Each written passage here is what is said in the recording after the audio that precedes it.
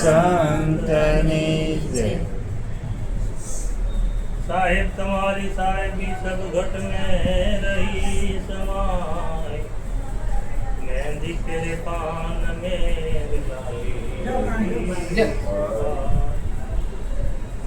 आयो पण जानो नी अमृत बेनो मराम, केरन ने कारणे करो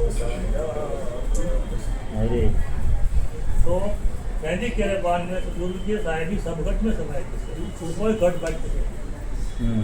કારણ કે પટમાં છે અને ઘટમાં છે, કણકણમાં છે ઘટઘટમાં છે, એ બિરાજમાન છે। જો પટમાં ન હોય તો પટને રચના ન થાય અને ઘટમાં ન હોય તો દેહ ન બને।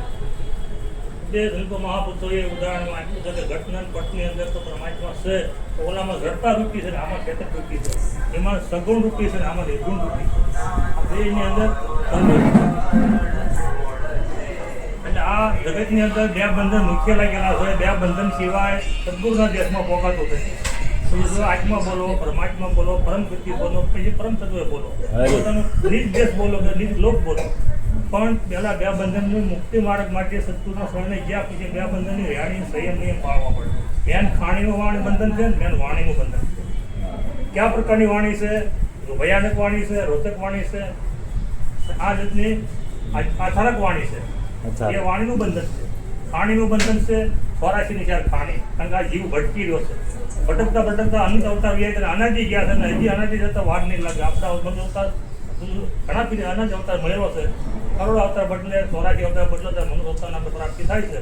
તો હવે આપણે મળ્યો છે મોંઘા મૂલ્ય વસ્તુ મળી છે, કારણ કે કુવામાં જ્ઞાન, બુદ્ધિ, વિવેક, વિચાર, સારું સંતોનું દર્શન કરતા અને વિવેક વિચારની ભક્તિ, સારા ગુરુની ભક્તિ ધારણ કરવા માટે મળ્યો છે। કઈ પ્રકારની ભક્તિ કરવી, ખાણી વાણીની કેમ સુધાર કરવો? ખાણી વાણીની અંદર બંધન છે, જે બંધન છોડ્યા સિવાયના જીવ છૂટો થતો નથી, કારણ કે બંધન છે એ દુઃખ છે 84। પશુ હોય, પક્ષી હોય, દેવ, દાનવ, માનવ હોય તો કોઈ કારણ બને થોડોક શબ્દથી સુધરી જાવ, એમ શબ્દ સુધર્યો નથી। શબ્દ કોનેથી બને છે? વસન કોનેથી બને છે? વાણી જેનીથી બને છે? આ વીજળી બની છે, પંખો જેની ચાલે છે, લેટ પાવર ક્યાંથી જગત છે, તો બાબાના જેની લાસનથી થાય છે, તો એની અંદર પાવર કયો છે? અરે જીવ ચેતન છે, આત્મા છે, જીવનો પાવર છે। જીવ સેવા શબ્દ થતો નથી, જીવ સેવા વચન થતો નથી, અને જીવ સેવા પરમાત્માના નામ દાન ભક્તિ વ્યસન વિવેકી બોલાતો નથી, વાણી બોલાતી નથી। તો મેન વસ્તુ જે જીવ ચેતન છે એને જાગૃત કરવાની જરૂર છે। ક્યારે જાગૃત થાય? ખાણી વાણીને બાદબાકી કર્યા પછી, કારણ કે ખાણીની 484 ખાણી છે, અનાદિકાળની બંધન છે। ઈંદ ખાણી, તીન ખાણી, થાવર ખાણી, મનુષ્ય ખાણી, દેવ ખાણી, થાવર ખાણી અંદર આ બધા જીવ બંધનની અંદર પીડ્યો છે। તો બંધન સદગુરુ કબીર સાહેબ એવું કે બંધન છોડ્યા સિવાય સતલોકનો અમરલોકનો વાસ કોઈ જીવ થતો નથી, કારણ કે બંધન પહેલાં મૂકો। કારણ કે બંધનની અંદર શું છે કે જો મનના તનના છે, આ 3 દોષ છે આપણા, 3 દોષને નિવારણ કરો। 3 દોષ તનના છે, કે મનના છે અને વસનના છે। આ 10 દોષ આપણે નિવારણ કરવા માટે બંધન લાગેલું છે। આ બંધનનો નિયમ ને સંયમ ને માણસને કેમ રોગ સિવાય પછી આપણે એ પાળીએ તો એ પાળ્યા વગર તો કાંઈ આગળ જઈ શકાતું નથી, તો એમાં બંધન છોડવા માટે તો પહેલાં જે મનના તનના દોષ છે, શરીરના 5 તત્વ પીરના 3 દોષ છે, ચોરી, હિંસા, વ્યભિચારણી, આની અંદર એક લેસ માત્રની અંદર જીવનમાં પ્રવેશ ન થવો જોઈએ। ત્યારે જાગૃત થયા પછી અંતરમાં જે અંધારામાં ભટકાણા એવા જુદી સાથે વાતની ગુરુ શરણે જવાથી તઈને બાદબાકી કરવા પડે, તો તન પવિત્ર બને છે। 84 તનમાંથી પ્રગટ થાય છે, બંધનમાંથી 84 બને, 84માં જે તન બને, તનમાંથી પાછું મન બને, મનમાંથી પાછું વાસના બને, વાસનામાંથી પાછું 84 બને છે।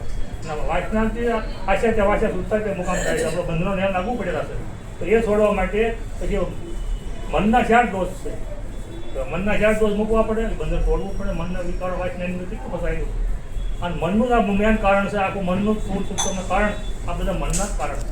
સ્થૂળમાં મન છે, સૂક્ષ્મમાં ઇન્દ્રિય દ્વારા મન છે, બધામાં મનમાં પરિવર્તન થઈ ગયો। મન જ્યાં લગી છે ત્યાં લઈ ગયા તન પવિત્ર નથી બનતું, મનનો જો સ્થિર કરે તો આ મન પવિત્ર બનશે, તન આપણું તો તન સુધરશે। તો એમાં તન સુધારવામાં આપણે ચોરી, હિંસા અને ભેગેખાને ત્યાગ કરવો પડશે, તો આ જીવન પવિત્ર બની શકે છે, મુક્તિ માર્ગનો અધિકારી બની શકે છે। વચનના ઈર્ષા, વચનની અંદર ઈર્ષા છે, નિંદા છે, એ વસ્તુ આવે છે, ક્રોધ છે અને માન છે અને સળકપટ છે, તો એ મનના ત્યાગ કરવો પડશે। આ રીતના આપણામાં વિચારો એ વાસનાઓ ઘણી ગઈ છે ને, જેમ કપૂર હોવા જલાવી જાય વાસના રહી જાય છે, કપૂર તો બળી જાય, ફૂલ બળી અંદર વાસના જમે થઈ જાય એ નથી બળતી, કોઈ બાળી શકતું ને બાળે ક્યારે કે પોતાના રાણીમાં આવે વર્તમાન માથે આવે, સારું જીવન સુધારે, તારી ભક્તિ સુધારે, તારા ગુરુ શરણે જવાથી સારું બોધ લઈ લે અને એ બોધ જીવનમાં જ્યારે ઉતરે અને એ મેલ કપાય, જે આપણે દવા થાય, રોગ થઈ ગયો દવાનો પરિવર્તન થાય, આ રોગ કપાયને નાશ થઈ જાય, એમાં સદગુરુનો જે થાય તમને જે કંઈ નામદાન આપ્યું હોય કે પછી મહામંત્ર આપ્યો હોય પછી ગમે તે અજન્માનો જાપ આપ્યો હોય કે પછી ગમે તે આપી શક્યો હોય એવી રીતે તમારું આ પવિત્ર જીવન બને છે. અને ક્યાંક કપાય છે તેમ આ કપડાની માટે આબુ જોઈએ છે, તો એમાં મેં પાણી જોઈએ છે, ત્યારે કપડું સોફ્ટ છે, તો જ્ઞાન રૂપી પાણી છે, સત્સંગ રૂપી સાબુ છે, અને આ અજ્ઞાનતા રૂપી આપણામાં અંધકાર છે, ન્યાલ છે, પાટો અનાથી કાળો વિકારો વાંચનાનો એ જોવા માટે સત્સંગની જરૂરી છે અને જ્ઞાનની જરૂરી છે. અને જ્ઞાન વૈરાગ અને છેલ્લે ત્યાગ, જ્ઞાન વૈરાગ એ બે હારી રહે, ત્યાગ પગી ગયો ત્યાગને અંદર તો જીતી શકશે. એટલે ત્યાંમાં તો ભટકવાનું દે છે, જ્ઞાન થાય તો ભટકશે, વૈરાગ થાય તો ભટકશે, ત્યાગ ન મળે ત્યાગે છે આગળ બની છે.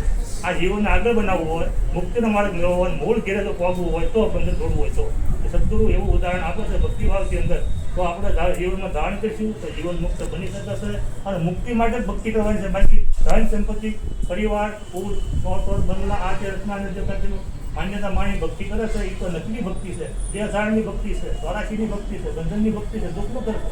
કારણ કે મોહ મુકતો મોક્ષ થાય, જ્યારે મોહ છે ત્યારે જીવન સુખતું ન કોઈ, તો બંધન છે એ જ મોહ છે અને મોહ છે એ બંધન છે. એનો દુઃખ આ જીવનની અંદર પ્રવેશ થઈ ગયો છે તો એથી દુઃખ ઊભું થાય છે. સ્વરાશીનું દુઃખ, જન્મનું મરણનું દુઃખ મોટામાં મોટું દુઃખ છે. એ આ દુઃખ તો જન્મ લીધા પછી તો ના બાળપણ આવે, જોવાની આવે, ઘટપણ આવે, ઘણા પ્રકારના દુઃખો પણ પ્રાપ્ત થઈ શકે છે, એની ભોગવવા પડે છે. પણ જે મેન કારણ છે જન્મ મરણનું દુઃખ, તો સદગુરુ એમાંથી ભણાવે છે. તો તનના શરીરના 3 દોષ છે, મનના 4 દોષ છે અને વચનના 3 દોષ છે. વચનના 3 દોષ છે ગાલી ન બોલવું, નિંદા ન કરવી અને જૂઠું શબ્દ ન બોલવું. જૂઠ બરાબર પાપ નથી, સત બરાબર તપ નથી, સત બરાબર સત નથી.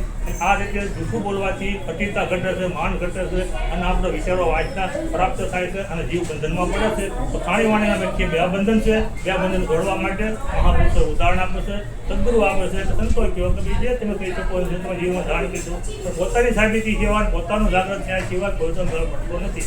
કારણ કે યાઠા પતવાળા આપણે ઘણા સાચીશું, તો એ યાઠા પતવાળા કાઢવાથી આપણને અવાજ કદાચ સુગંધ આવશે, ધરાવવું નહીં, આપણે મુક્ત જ થઈ શકીએ. એટલે પોતાની જાગૃતિ કરો, વિચારો વાંચને નાબૂદ કરો, ખાણી વાણીથી બાદબાકી કરો અને વિચારોમાંથી મુક્ત થઈને બંધન છોડી અને પોતાના સ્વરૂપનું જ્ઞાન અંદર પાવો. સ્વરૂપ ક્યારે થાય ચોખ્ખું થાય? તો જો અમે બોલ્યા કોઈ ચોખ્ખો હોય ત્યારે ડાંગર કહેવામાં આવે, કોઈ ચોખ્ખું હોય ત્યારે લગી પાણીનો, જમીનનો, ગુંદનો અને માનો રજનો શબ્દ થાય ત્યારે લગી ચોખ્ખો ઉગવાનો છે, જલમણ સ્વરાજી ભોગવવાનું. તો પછી ચોખ્ખું કાઢી નાખો ત્યારે ચોખ્ખો થાય, પછી પાણીમાં નાખો, જમીનમાં નાખો, ગુંદમાં નાખો, પછી રજમાં નાખો તો એ ઉગતો નથી. એમ ગોટલી ભાઈ વાત કરી, ગોટલીની અંદર કે બીજ આવે છે, બીજની અંદર બીજ છે, તો બીજને ભૂંજવા માટે ભૂંજવું પડે છે. તો રાખો તો પાછો જો જલ્દી મારી ગોટલી પડદો છે ત્યાં લગી ઉગશે, ત્યાં લગી જળમાનો ફેરવવાનો સ્વરાશનો રહેવાનો. પણ એ બીજને અને બીજને બેને ભૂંજી નાખો, બગડીમાંથી બીજમાં, બીજમાં, કટીકોટ બીજમાં, સ્વરાશ સંસાર આખો બીજમાં છે. બીજની વાત કોઈ નીચ બને તો બધા વિકારો વાંચના નાબૂદ કરે, ત્યારે નીચનું સ્વરૂપનું જ્ઞાન થાય. સ્વરૂપ પોતાનું જેમ સ્વરૂપ વરસાદનું બિંદુ આવતો હોય, આ ચોખ્ખું પવિત્ર હોય છે.